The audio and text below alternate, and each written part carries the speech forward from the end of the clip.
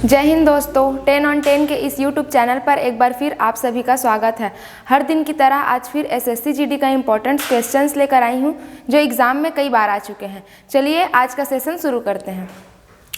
हमारा पहला क्वेश्चन है, जनगणना रिपोर्ट 2011 के अनुसार किस भारतीय राज्य की साक्षरता दर दूसरी सबसे कम है। 2011 में जो जनगणना हुआ था उसके अनुसार कौन सा राज्य में जो सबसे कम साक्षरता दर है वो भी दूसरे क्रम में पूछा गया है। पहला ऑप्शन है राजस्थान, दूसरा है अरुणाचल प्रदेश, तीसरा है हिमाचल प्रदेश या चौथा है मिजोरम। तो इसका सही आंसर हो जाएगा बी, अरुणाचल प्रदेश। अरुणाचल प्रदेश का जो साक्षरता दर है वह दूसरे नंबर का सबसे कम है और पहले नंबर में जो सबसे कम साक्षरता दर है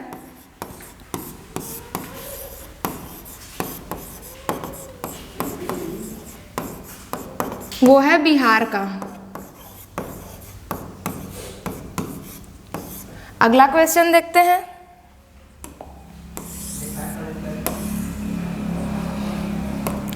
किस योजना के तहत 10,000 तक की ओवरड्राफ्ट सुविधा पात्र खाता धारकों के लिए उपलब्ध है। पहला ऑप्शन है प्रधानमंत्री सुरक्षा बीमा योजना, दूसरा है प्रधानमंत्री जन धन योजना, तीसरा है स्किल इंडिया मिशन या चौथा है प्रधानमंत्री कौशल विकास योजना। तो इसका सही आंसर हो जाएगा बी, प्रधानमंत्री जन धन योजना के तहत 10,000 तक की ओवरड्राफ्ट सुविधा पात्र खाता धारकों के लिए उपलब्ध किया गया है। अगला क्वेश्चन देखते हैं। किसी देश की प्रति व्यक्ति आय की गणना देश की राष्ट्रीय आय को उसके या उसकी खाली स्थान से भाग देकर की जाती है। पहला ऑप्शन है रीढ़, दूसरा है जनसंख्या, तीसरा है देयता या चौथा है परिसंपत्ति। तो इसका सही आंसर हो जाएगा बी, जनसंख्या। जो किसी भी देश की प्रति व्यक्ति आय की गणना होती है वह देश के राष्ट्रीय आय को उसके जनसंख्या से भाग देकर की जाती है। अगला क्वेश्चन देखते हैं।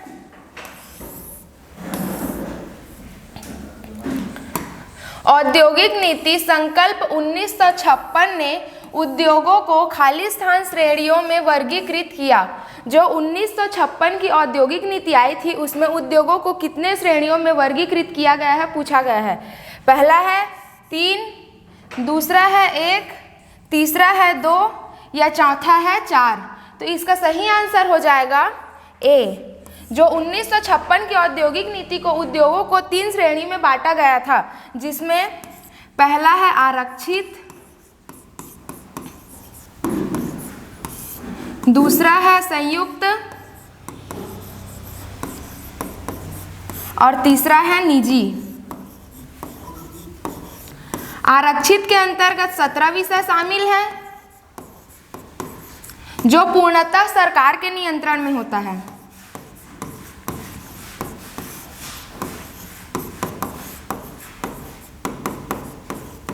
और संयुक्त में है 12 विषय शामिल हैं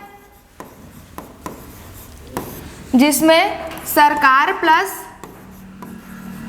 सरकार और निजी कंपनी दोनों का एकाधिकार होता है। और आरक्षित और संयुक्त के बाद जितने भी शेष उद्योग हैं वह निजी क्षेत्र में आ जाते हैं। अगला क्वेश्चन देखते हैं।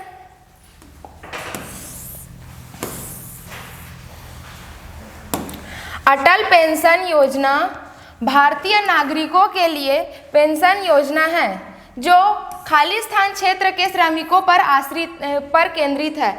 जो अटल पेंशन योजना है वह कौन से क्षेत्र के श्रमिकों पर आश्रित है पूछा गया है। पहला है संगठित क्षेत्र, दूसरा है असंगठित, तीसरा है जटिल या चौथा है अनिर्दिष्ट। तो इसका सही आंसर हो जाएगा बी, असंगठित क्षेत्र के श्रमिकों पर केंद्रित है। जो अटल पेंशन योजना है वह असंगठित क्षेत्र के श्रमिकों पर केंद्रित है। अगला क्वेश्चन देखते हैं। जनगणना 2011 के अनुसार भारत में पुरुषों की साक्षरता दर कितनी है। पहला ऑप्शन है 81.17%, दूसरा है 80.65%, तीसरा है 84.35% या चौथा है 82.14%।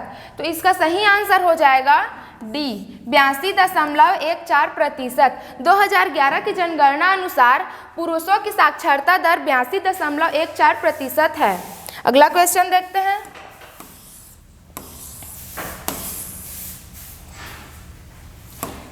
किस कारण से आयातित सामान अधिक महंगा होता है?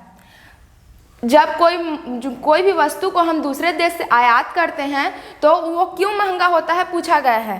पहला है प्रकृति में दुर्बलता, दूसरा है प्रशुल्कों, तीसरा है पसंद अनुसार निर्मित माल या चौथा है उच्चतर गुणवत्ता। तो इसका सही आंसर हो जाएगा बी प्रशुल्कों। प्रशुल्कों के कारण ही जो आयातित सामान है वह अधिक महंगा होता है। प्रशुल्क अर्थात यह एक प्रकार का कर होता है जो आयात निर्यात पर लगाया जाता है।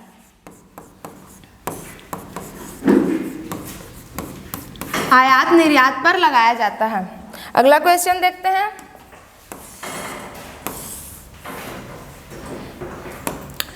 खालिस्तान को शुरू की गई स्टार्टअप इंडिया पहल ने उद्यमियों को समर्थन देने के उद्देश्य से कई कार्यक्रम शुरू किए गए। इसमें पूछा गया है जो स्टार्टअप इंडिया है उसकी शुरुआत कब की गई है। पहला ऑप्शन है 14 जनवरी 2014, दूसरा है 16 जनवरी 2016, तीसरा है 17 जनवरी 2017 या चौथा है 15 जनवरी 2015। तो इसका सही आंसर हो जाएगा बी 16 जनवरी 2016। जो स्टार्टअप इंडिया पहल की शुरुआत 16 जनवरी 2016 में की गई थी। अगला क्वेश्चन देखते हैं।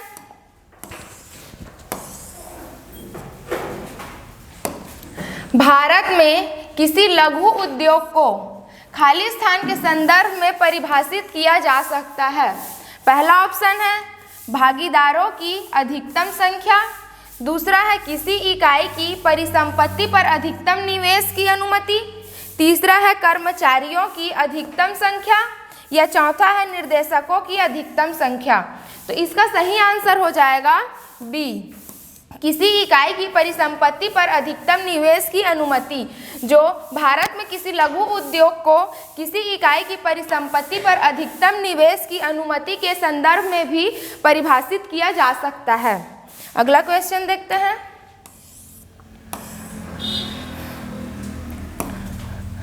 खालिस्तान को विकास का आधार माना जाता है। किसे जो है विकास का आधार माना जाता है? पहला ऑप्शन है विनिर्माण उद्योग, दूसरा है शिक्षा उद्योग, तीसरा है बैंकिंग या चौथा है डेयरी उद्योग। तो इसका सही आंसर हो जाएगा ए विनिर्माण उद्योग। विनिर्माण उद्योग को ही विकास का आधार माना जाता है। अगला क्वेश्चन देखते हैं। निम्नलिखित में से कौन सा उद्योग विशेष रूप से सार्वजनिक क्षेत्र के वस्तुओं के निर्माण के लिए आरक्षित है? पहला ऑप्शन है परमाणु ऊर्जा, दूसरा है शिक्षा, तीसरा है चिकित्सा या चौथा है बीमा। तो इसका सही आंसर हो जाएगा ए परमाणु ऊर्जा। परमाणु ऊर्जा जो है वो अभी भी सरकार अपने पास आरक्षित रखी हुई है। अगला क्वेश्चन देखते हैं।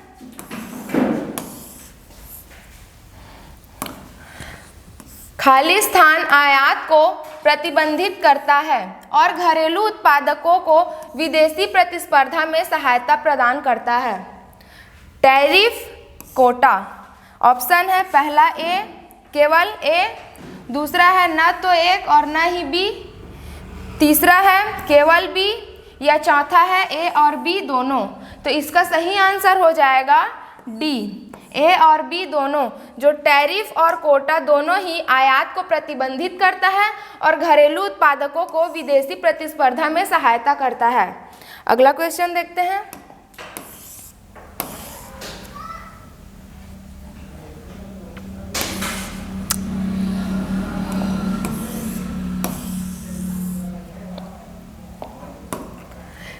निवल राष्ट्रीय उत्पाद के संबंध में निम्नलिखित में से कौन सा सही है? पहला है एनएनपी बराबर होता है जीएनपी माइनस मूल्यह्रास, दूसरा है NNP बराबर होता है GNP प्लस मूल्यह्रास, तीसरा है NNP बराबर होता है GNP भागित मूल्यह्रास, या चौथा है NNP बराबर होता है GNP गुणित मूल्यह्रास। तो इसका सही आंसर हो जाएगा ए, NNP बराबर GNP माइनस मूल्यह्रास। अगला क्वेश्चन देखते हैं।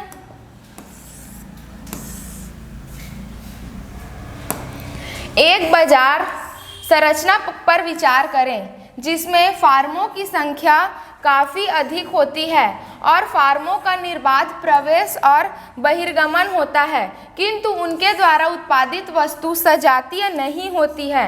ऐसी बाजार संरचना को क्या कहते हैं?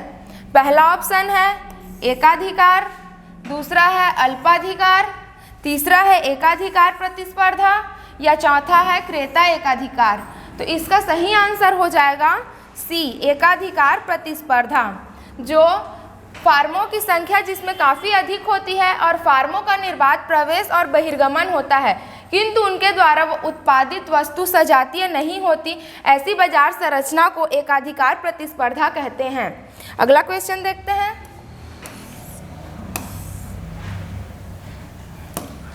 उपभोक्ता संरक्षण अधिनियम 2019, यह 2019 में पारित किया गया था और कब लागू हुआ था? जो उपभोक्ता संरक्षण अधिनियम 2019 है वह 2019 में पारित हुआ था और कब लागू हुआ था पूछा गया है। पहला है 2021, दूसरा है 2019, तीसरा है 2022, या चौथा है 2020। तो इसका सही आंसर हो जाएगा डी, 2020। जो उपभोक्ता संरक्षण अधिनियम है वह 2020 में लागू हुआ था। अगला क्वेश्चन देखते हैं। वे श्रमिक जो अपनी आजीविका कमाने के लिए एक उद्यम के मालिक हैं और उसका संचालन करते हैं, उन्हें खाली स्थान के रूप में जाना जाता है।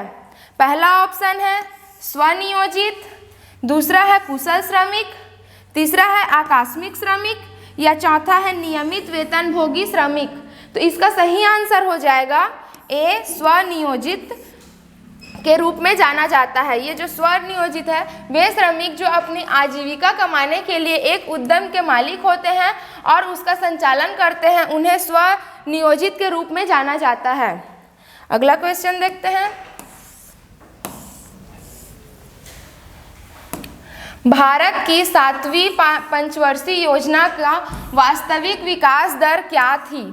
पहला है ऑप्शन 6%, दूसरा है 8%, तीसरा है 12%, या चौथा है 3%। तो इसका सही आंसर हो जाएगा ए, 6%। जो 7वीं पंचवर्षीय योजना है उसका विकास दर 6% रखा गया था और इसका जो है 7वीं पंचवर्षीय योजना का लक्ष्य है आत्मनिर्भरता व समाजीकरण।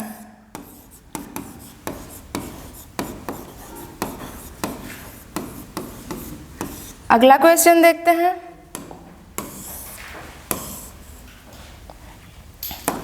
भारत में हरित क्रांति 1960 के दशक के अंत में खाली स्थान में शुरू हुई थी।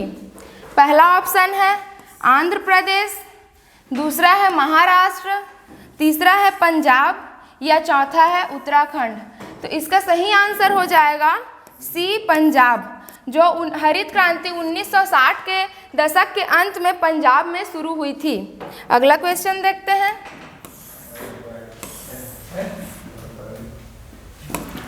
उन लोगों के लिए क्या शब्द प्रयोग किया जाता है जो नियमित रूप से निर्धनता रेखा के अंदर और उससे बाहर होते रहते हैं?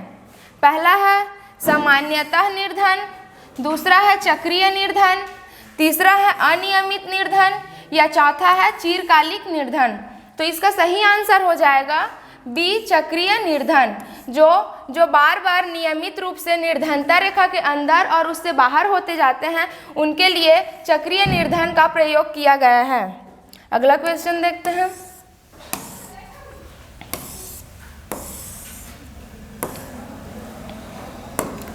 भारत में हरित क्रांति की शुरुआत 1960 के दशक में खाली स्थान की उच्च उपज देने वाली किस्मों को शुरू करके की गई थी। पहला ऑप्शन है चावल और गेहूं, दूसरा है ज्वार और मक्का, तीसरा है बाजरा और जूट, चौथा है जूट और काटन। तो इसका सही आंसर हो जाएगा ए, चावल और गेहूं। हरित क्रांति का जो सबसे ज़्यादा प्रभाव चावल और गेहूं पर पड़ा था, गेहूं का जो उत्पादन है वह 5 गुना बढ़ गया था, धान अर्थात चावल का जो उत्पादन है वह 3 गुना बढ़ गया था। अगला क्वेश्चन देखते हैं।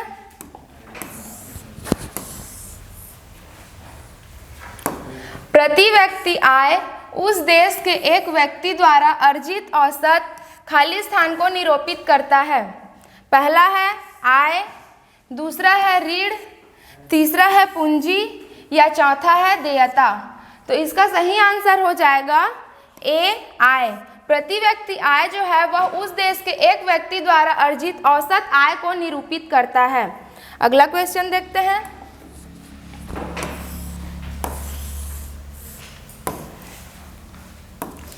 कृषि उपज का वह हिस्सा जो किसानों द्वारा बाजार में बेचा जाता है खाली स्थान अधिशेष कहलाता है। जो कृषि उपज का जो हिस्सा है वह किसानों द्वारा जो बाजार में बेचा जाता है उसे क्या कहा जाता है, पूछा गया है। पहला है संशोधित, दूसरा है संतुलित, तीसरा है आयातित या चौथा है बाजार। तो इसका सही आंसर हो जाएगा डी, बाजार। किसानों द्वारा बाजार में बेचा जाता है जो कृषि उपज का हिस्सा उसे हम बाजार अधिशेष कहते हैं। अगला क्वेश्चन देखते हैं।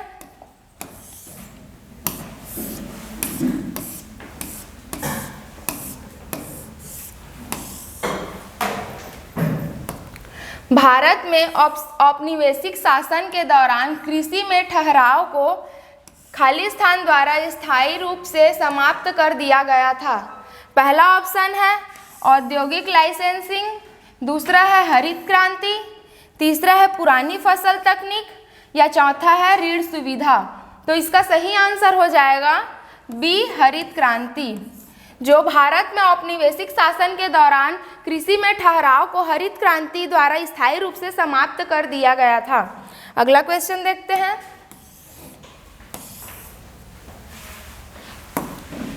खाली स्थान का विकास भारत में पहली पंचवर्षीय योजना का मुख्य उद्देश्य था। जो भारत में पहली पंचवर्षीय योजना लागू हुई थी उसका मुख्य उद्देश्य क्या था, पूछा गया है। पहला है नदियों, दूसरा है इमारतों, तीसरा है वास्तुकला या चौथा है कृषि। तो इसका सही आंसर हो जाएगा डी, कृषि। कृषि का विकास जो है वह भारत में पहली पंचवर्षीय योजना का मुख्य उद्देश्य था। अगला क्वेश्चन देखते हैं।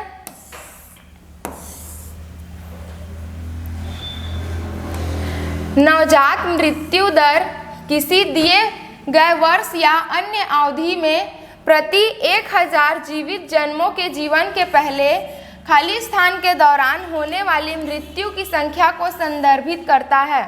पहला ऑप्शन है 27 दिन, दूसरा है 26 दिन, तीसरा है 28 दिन या चौथा है 25 दिन।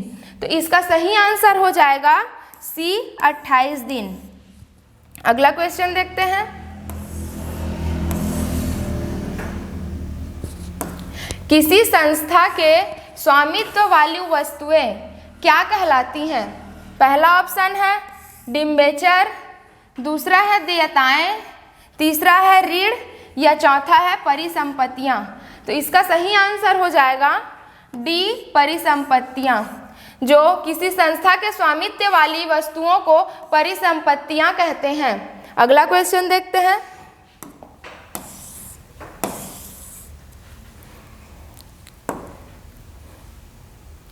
आठवीं पंचवर्षीय योजना के दौरान प्रधानमंत्री कौन थे? पहला ऑप्शन है मनमोहन सिंह, दूसरा है एल.के. आडवाणी, दूसरा है पी.वी. नरसिम्हा राव या चौथा है नरेंद्र मोदी। तो जो भारत में आठवीं पंचवर्षीय योजना लागू हुई थी उसके दौरान जो प्रधानमंत्री थे वह है पी.वी. नरसिम्हा राव। तो इसका सही आंसर हो जाएगा सी, पी.वी. नरसिम्हा राव। अगला क्वेश्चन देखते हैं।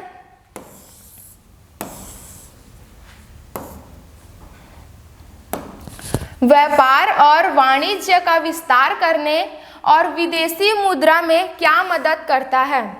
पहला ऑप्शन है निर्मित वस्तुओं का आयात, दूसरा है मशीनों का आयात, तीसरा है कच्चे माल का आयात, या चौथा है निर्मित वस्तुओं का निर्यात।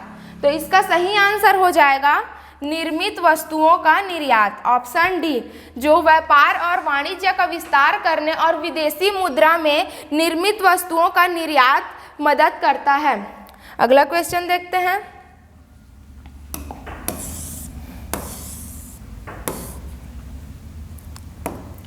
केंद्र सरकार की दूसरी जनसंख्या नीति, राष्ट्रीय जनसंख्या नीति भारत में किस वर्ष में बनाई गई थी? केंद्र सरकार ने जो दूसरी बार जनसंख्या नीति बनाई, जो राष्ट्रीय जनसंख्या नीति है, वह किस वर्ष बनाई गई थी? पहला ऑप्शन है 2000, दूसरा ऑप्शन है 1998, तीसरा है 2005, या चौथा है 2002। तो इसका सही आंसर हो जाएगा ऑप्शन ए 2000। जो राष्ट्रीय जनसंख्या नीति है वह वर्ष 2000 में बनाई गई थी। अगला क्वेश्चन देखते हैं। कौन सी पंचवर्षीय योजना बुनियादी ढांचे के विकास यानी बिजली और परिवहन पर केंद्रित थी? पहला ऑप्शन है दूसरी, दूसरा है तीसरी, तीसरा है पहली, या चौथा है चौथी। तो इसका सही आंसर हो जाएगा सी, पहली। पहली पंचवर्षीय योजना में जो है बुनियादी ढांचे के विकास और बिजली और परिवहन पर केंद्रित किया गया था। अगला क्वेश्चन देखते हैं।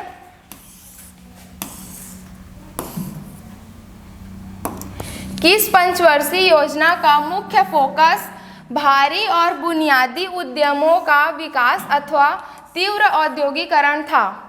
पहला ऑप्शन है पहली, दूसरा है चौथी, तीसरा है तीसरी, या चौथा है दूसरी।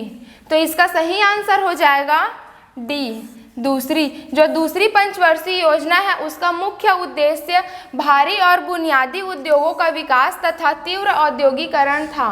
अगला क्वेश्चन देखते हैं।